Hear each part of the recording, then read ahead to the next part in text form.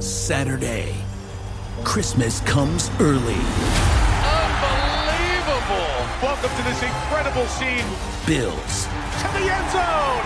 Chargers. It's a touchdown! An exclusive NFL game. That's fantastic! Live in primetime. Wow! Only on Peacock. With a Christmas gift to their fans. They're having some fun now. Bills versus Chargers. Saturday, 7:30 Eastern. Exclusively on Peacock. This episode is brought to you by Google Pixel, the official fan phone of the NBA and WNBA. The new Pixel 8 and Pixel 8 Pro are built different. How? Take the Audio Magic Eraser tool. It helps block out distracting crowd noise so your play-by-play commentary sounds crystal clear.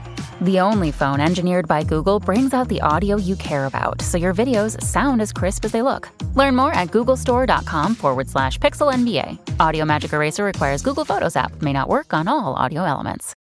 The holidays are a time to feel and create joy. And what could be more joyous than the look on her face as she unwraps a stunning new jewelry piece from Blue Nile? How about getting 50% off your purchase? Blue Nile offers premium quality, priced below traditional retail. Their online experts are available 24/7 to answer any questions and make sure you've picked the perfect gift. For a limited time, you can get 50% off at BlueNile.com. That's 50% off at BlueNile.com. Reboot your credit card with Apple Card, the credit card created by Apple. It gives you unlimited daily cash back that you can now choose to grow in a high-yield savings account that's built right into the Wallet app. Apply for Apple Card now in the Wallet app on iPhone and start growing your daily cash with savings today. Apple Card subject to credit approval. Savings is available to Apple Card owners subject to eligibility requirements. Savings accounts provided by Goldman Sachs Bank USA. Member FDIC. Terms apply.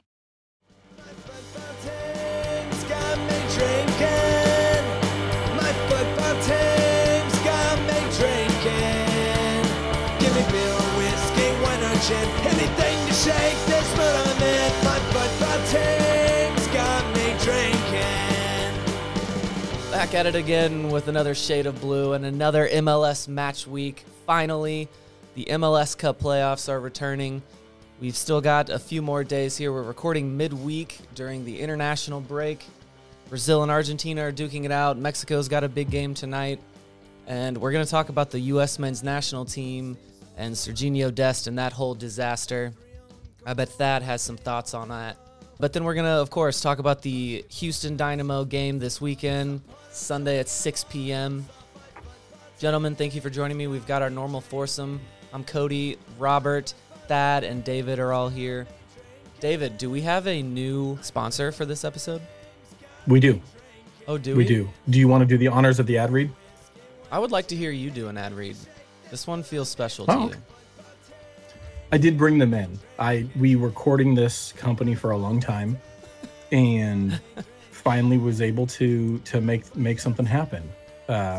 So this episode is brought to you by Vermeese's Wax. Do you have a pesky rival or just some unwanted hair? Use Vermeese's Wax. You know where it goes. You know where it goes. We're gonna maybe get to where you can use that wax against Houston. But first, Thad, I want to talk about the national team. Another embarrassing loss. Actually, I don't even remember if they actually lost in Trinidad and Tobago last time, but it felt like a loss. Another terrible game. Thad, what'd you think of this showing from the U.S. men's national team and Sergino Dest? Overall, it wasn't that bad, except for Dest. How freaking stupid can you be? Man, truly insane. Very.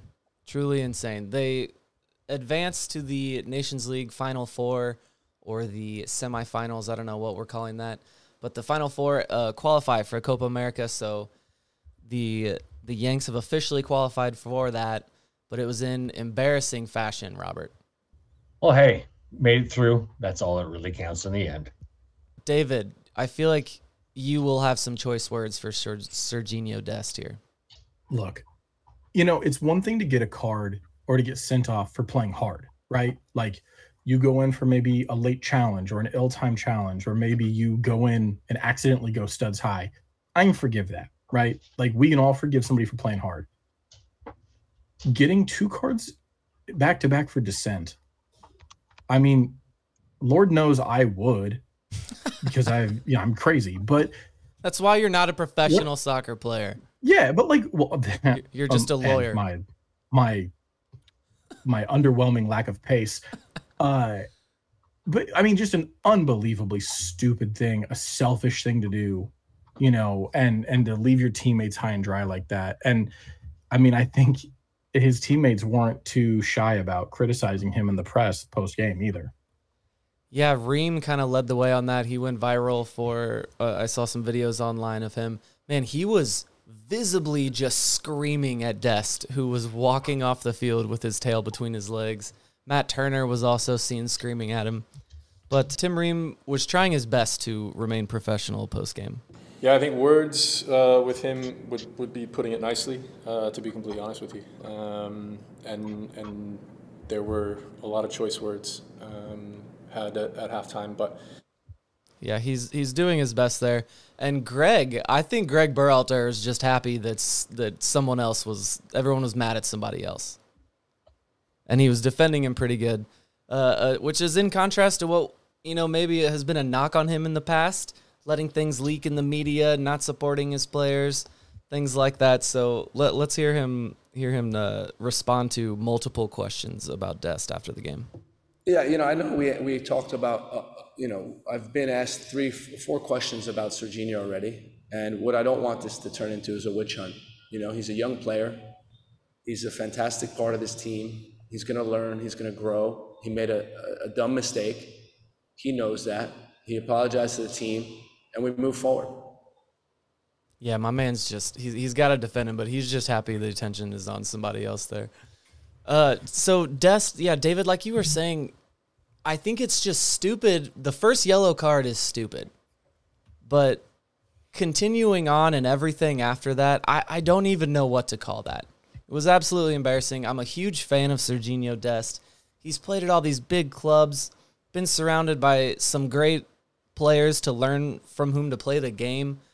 And this is just really disappointing. He's 23 years old. And like I said, with the teams he's played with, he should know better by now. As everyone has said online, he's just going to be a target for the shithousery of CONCACAF, and especially CONMEBOL next year.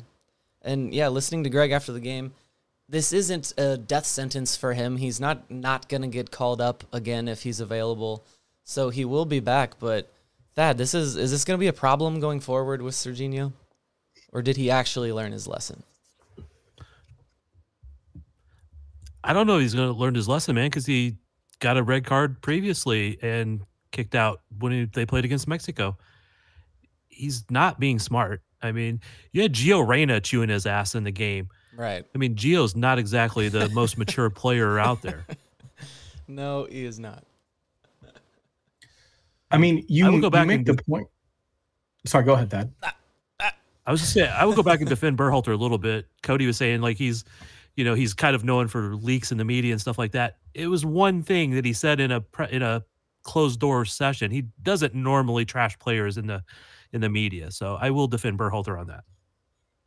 I wasn't going after him for that. That's just a knock I've heard. I know everyone looks for any and everything to pick at for Gregg Berhalter, but Thad, we brought up the Copa America next year. They just announced the locations. Atlanta gets the kickoff match, and the final will be in Miami.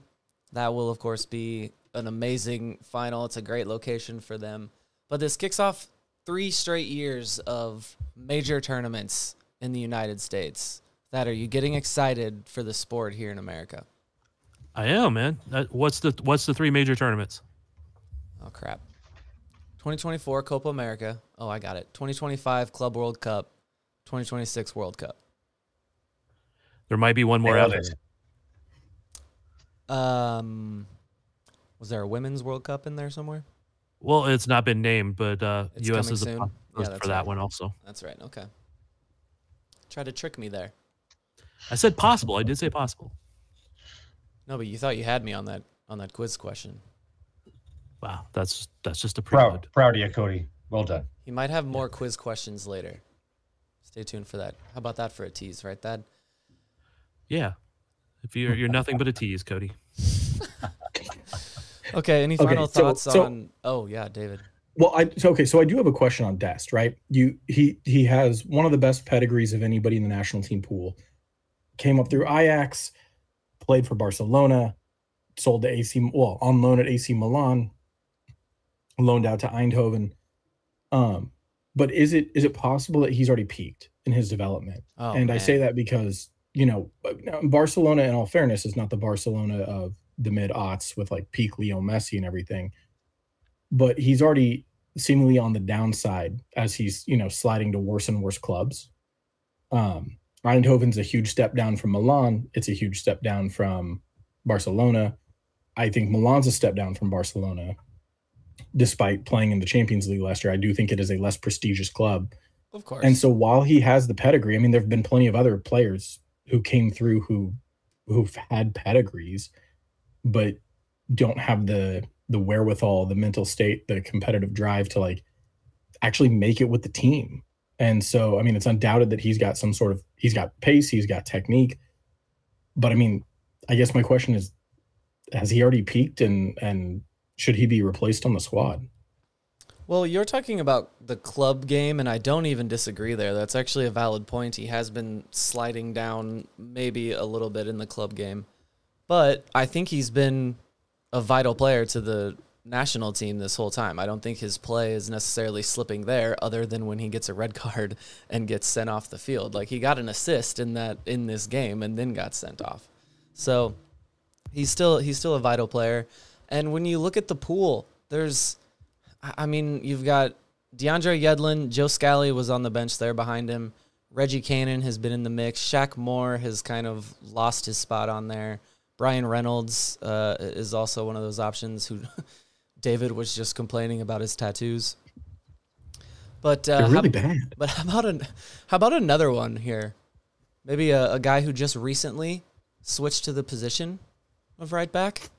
Maybe he's still very young, maybe only 21 years old, and had an amazing first year at the position.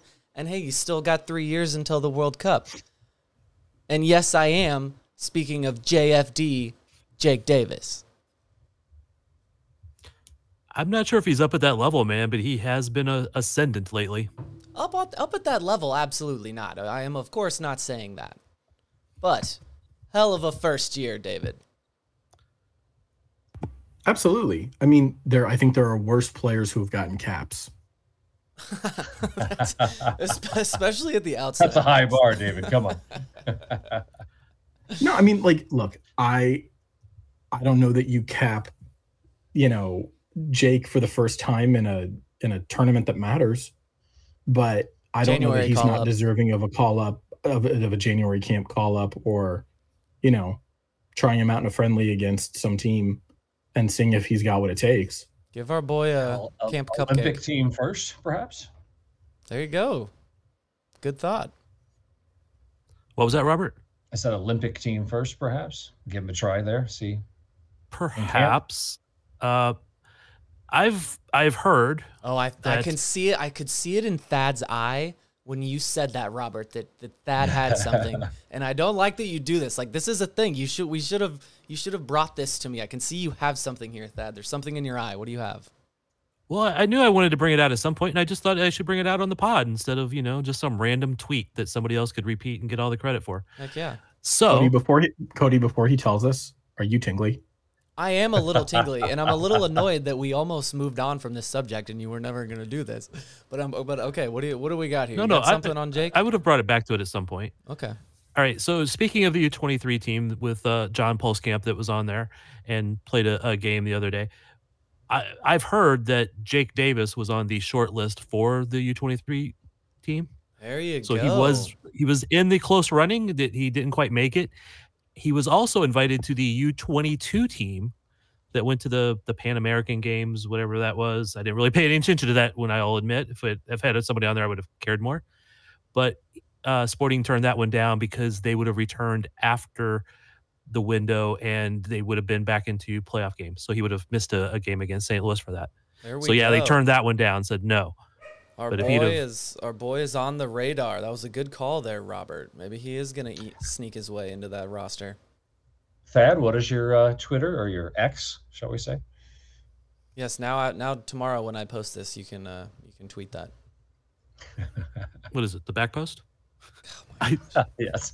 At back post is the Twitter that he forgets. Hey, David, did you happen to see the final score of Argentina versus Brazil? Yeah, I sure did.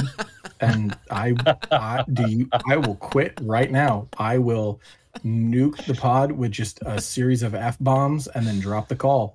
Do you want to do that? No, which hurts more, David? Which hurts more? Brazil losing to Argentina will always be upsetting. Always. Okay, I'm going to go to break before David ruins the podcast. This episode is brought to you by State Farm. You might say all kinds of stuff when things go wrong, but these are the words you really need to remember. Like a good neighbor, State Farm is there. They've got options to fit your unique insurance needs, meaning you can talk to your agent to choose the coverage you need, have coverage options to protect the things you value most, file a claim right on the State Farm mobile app, and even reach a real person when you need to talk to someone. Like a good neighbor, State Farm is there. Introducing Royal Caribbean's newest ship, Icon of the Seas, the ultimate family vacation.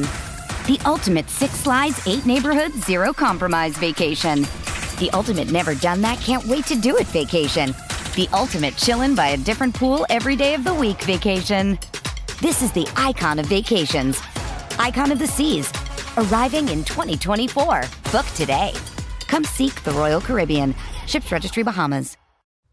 Okay, we're back. Let's get to the Sporting KC versus Houston Dynamo Western Conference semifinal match on Sunday.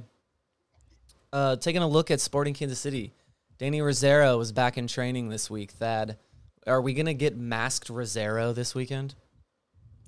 I think he will start the game with a mask if he doesn't finish it. Right. Is it carbon fiber? Is it a cool black mask? Does he look intimidating? I honestly saw him from such a distance, I can't tell for sure what it was, but it was in the rain, and from a distance, I didn't get there quite in time to see him. So hopefully Friday, man. Hopefully Friday I'll see him. Okay. Besides that, everyone else is healthy, of course, without Logan and Denbei. Yep, and they're getting Leibold back into shape, hopefully. Back into shape, hopefully. So he's not a lock for the lineup yet. Yeah, as far as I'm concerned, he would be a lock, but yeah, he's definitely not in 90-minute game shape because the only way you really get 90-minute game shape is to play. So I don't know if he would play the full 90 or just, I mean, maybe he does, maybe he doesn't. Probably depends on how the game's going because you got to remember these games are not going to be like the first round against St. Louis with at the end of 90, they go to PKs. They could do the extra couple 15 sessions, and that's right. That's a lot to ask for a guy who hasn't played for, I don't know how long now. Well, for the fantasy football crowd, is Leibold carrying an injury designation into the game? I would say yes. He's got the Q next to his name. Okay. I'm sure we will see him out there. Okay. So based on a source I will not name, my understanding is that he is going to be starting, but that Zusi is probably going to be his primary backup. How's that make you feel? Better than if Voliter was playing there. Yeah, that's true. Amen. I think you could also see Roger back there. Yep. Roger Good and shout. Zusi were the two other names I was told. Yeah. Okay, look at David with his sources. You're very sourcey today.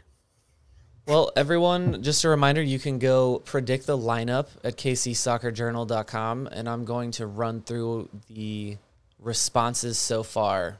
Tim Melia, every single vote at keeper. The back line is pretty solid. Jake Davis, Andreu Fontes, Tim Leibold, and Danny Rosero. Voliter got a vote. Johnny Russell also got a vote for the back line. Don't know how that happened. The midfield is the real contention there. There are 4 that are all pretty even, but the front runners are Gadi Kinda, Radoya, and Remy Voltaire. But Erik, Thommy, and Gadi Kinda are pretty close, so it looks like the fans are kind of torn between those two. Thad, who are you going with, Gadi or Erik, Thommy? Depending on when Gadi gets back from his games with Israel, I would go with Gadi. Scored a goal today. He did. It was a good run into the box off of a pass. Gadi goal. Yep. One-touch finish. That was very nice. Who was it over? Who'd they beat? Andorra. Knocking him out of the park. He's quizzing me, and I'm knocking him out of the park. I'm really warming Doing up. good so far, man. Yeah. Do you know where Andorra is? Were any of these questions on your quiz that's coming up later, or are you just making up more quiz questions for me in this? No. These are not on there, man. These would have been better than what I got. So trust me. Robert, Gadi Kinda or Erik Thommy? Well, hey, Gadi's been playing. He's fit. He's playing well. So Gadi all the way. David? I would start Thommy. There we and bring go. Gadi on as a game changer. That's why I called on you. Okay.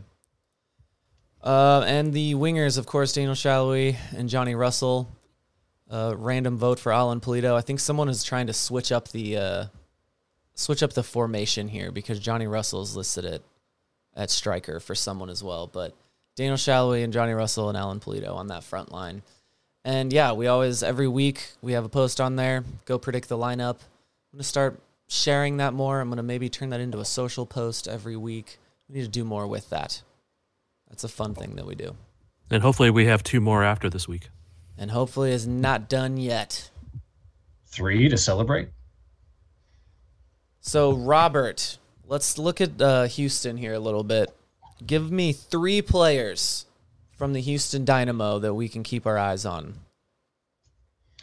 Went back and watched the Houston game against RSL just tonight before we got on tonight. And, what they do, and this is confirmed by an MLS Soccer article that was written as well, is they just move the ball through midfield quickly.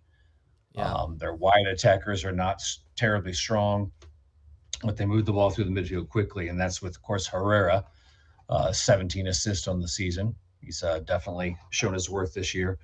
He's a deep lying midfielder. And then you've got Ortur, former Columbus Crew guy, who partners with him in there too. So we're going to need to do a good job of tempering them.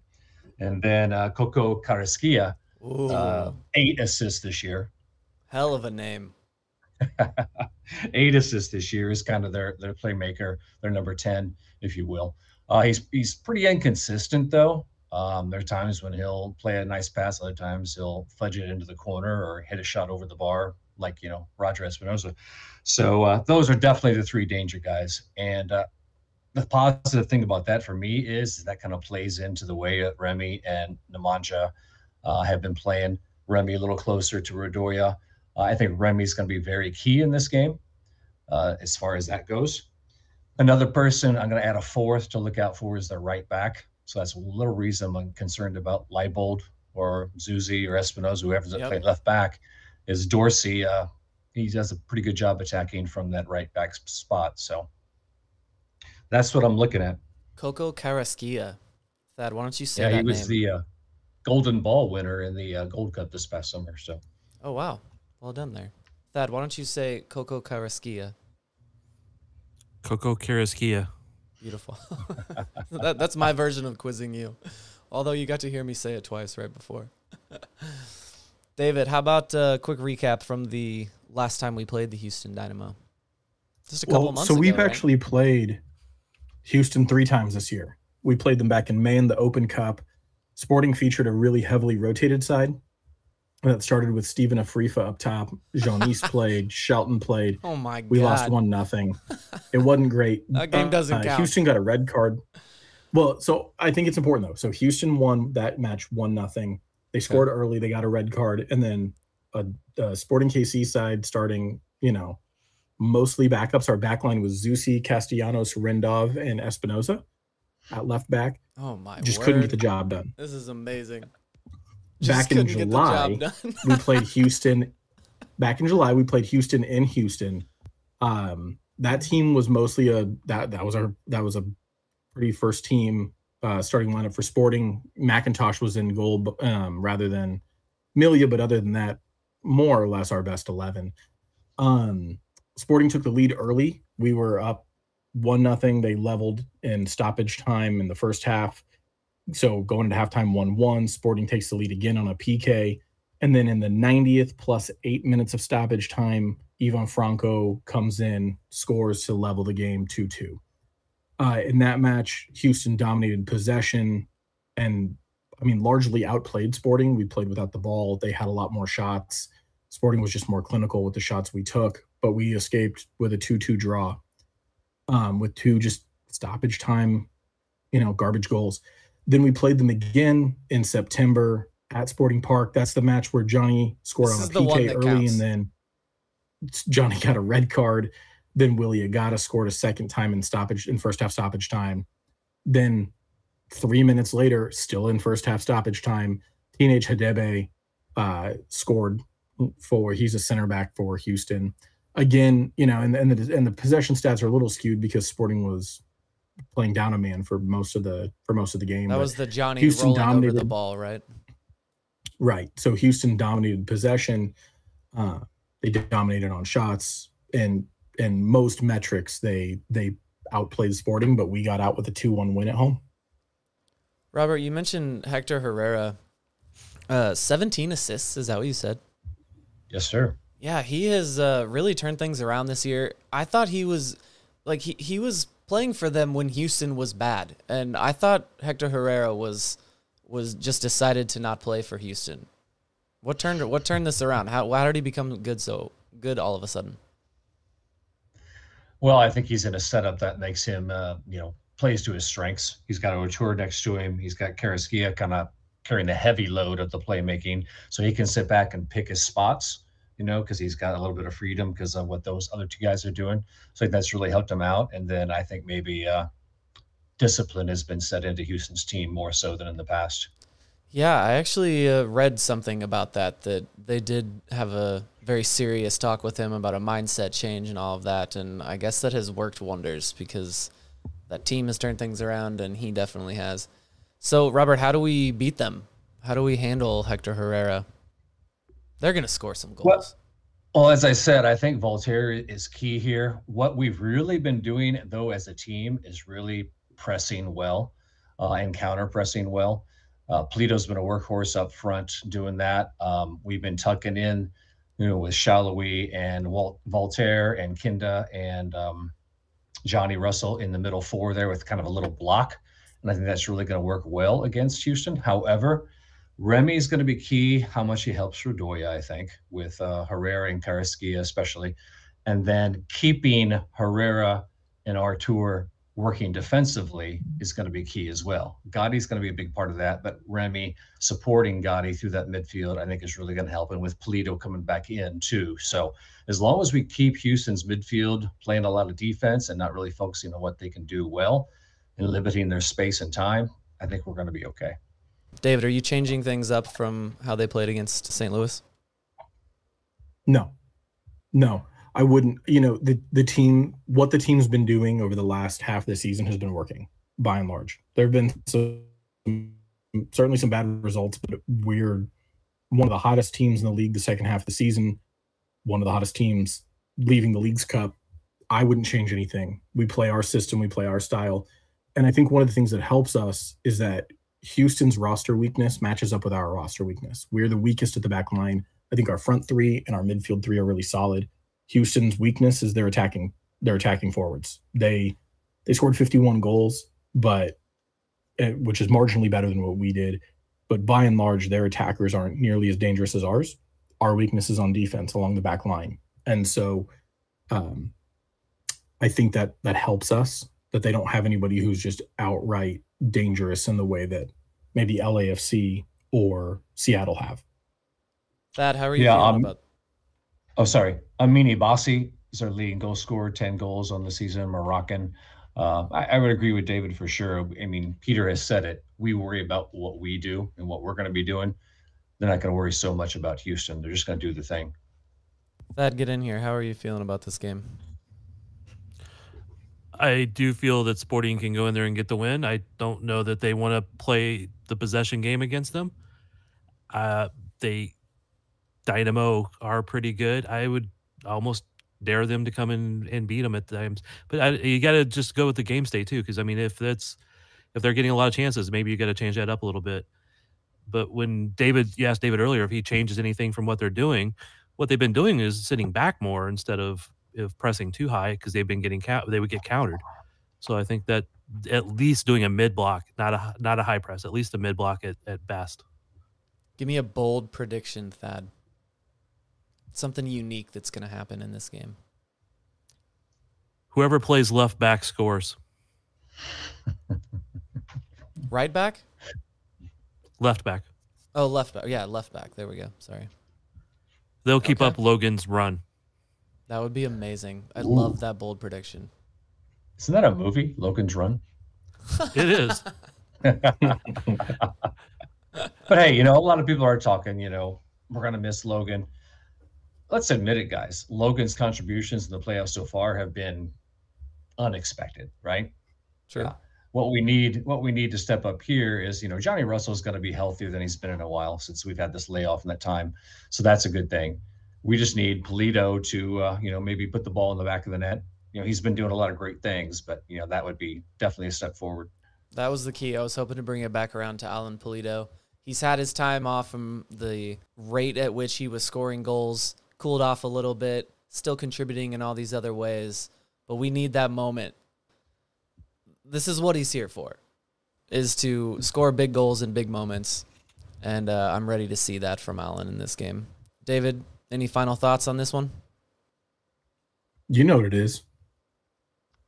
We are going to beat them, probably 2-1. Oh, okay. Okay. Thought maybe Vermees's wax was going to come into play there. Maybe not. We should work our sponsors into the show, though, so at least I got another read there. Oh, and happy birthday to Vermees. HBDPV. How old is Peter Vermees, Thad? He's pretty old. He's almost as old as me. 57, I think. 57. Sounds about right.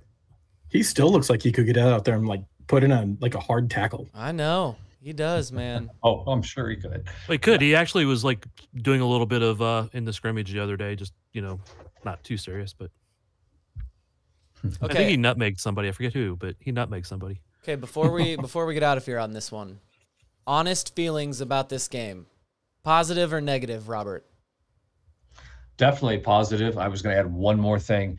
The way RSL scored their goal was by switching from the right wing to the left, and Houston does not do a very good job of switching, and Sporting switches the ball well. Yeah. And we have dangerous wingers, so I think that's really going to help us out. So I'm even more confident after watching the game tonight. I'm going to say 2-1.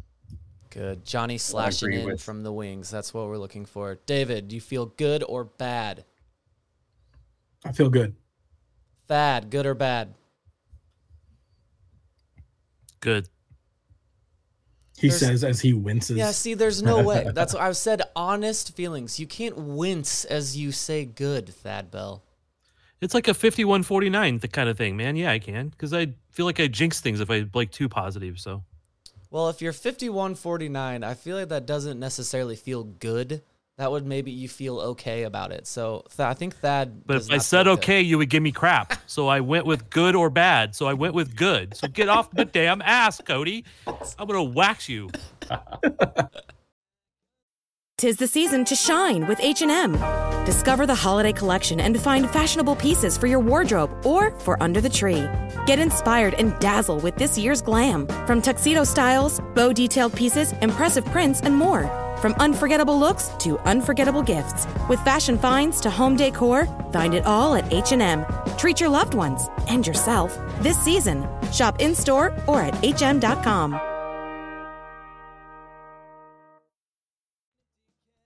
All right, listeners, I just wanted to jump in here and give a quick note because we were teasing the quiz game from Thad the whole podcast, but our streaming service let us down. The connection wasn't right. We couldn't get through it, but it was going so well. So poor Thad, and I'm sorry to the listeners. Thad had all these questions that were relevant for this game. They won't be relevant next week. So he's going to have to do this all again because it was a good game, and we're going to have to bring it back. But yeah, I didn't want to just leave you guys hanging on that. I am gonna fix this problem, so don't worry. And yeah, thank you for listening. Go subscribe, rate, and review wherever you get your podcasts, please. And we'll see you after this win on Sunday. Sport Night. The other side don't seem so tough, and 3 own goals ain't all that rough. Our skipper has just been sent off. Supporters strong and all gone soft. My football team's got me drinking. My football team's got me drinking. My football team's got me drinking. Give me beer or whiskey, wine or gin, anything to shake this mood I'm in. My football team's got me drinking. My football team's got me drinking. My football team's got me drinking.